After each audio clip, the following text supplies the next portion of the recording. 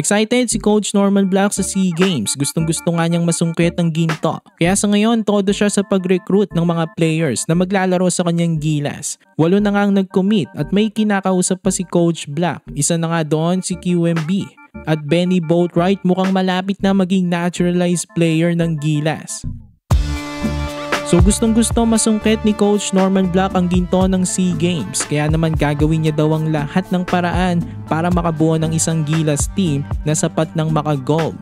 Didepensahan nga ng ating national team ang kanilang corona. Gusto ni Black na manatiling dominante ang Pilipinas sa SEA Games.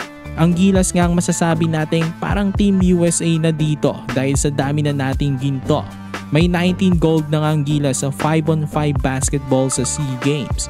So magte-20 na pala ang ginto ng ating national team kung successful nilang madidepensa ng kanilang gold. May 8 na ngang nilista si Coach Black sa kanyang Gilas. Nandito sila Justin Brownlee, Ange Kwame at Remy Martin. Sa 4 pang kulang, mga bigs ang hinahanap ni Coach Black doon.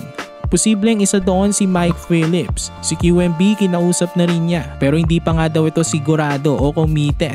Parang may conflict daw kasi sa schedule ni QMB ayon kay Coach Black.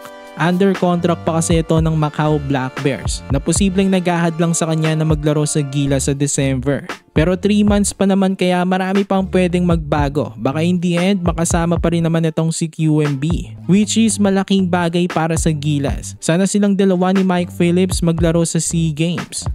Samantala bago tayo magtapos, SBP nagbigay na ng update kay Benny Boatwright. Scheduling process na lang daw siya ayon kay Erica D na SBP Executive Director. So ayun lang naman mga kabakets. For more Gilas content, ilike nyo lang ating video at mag-subscribe na rin sa JB Buckets.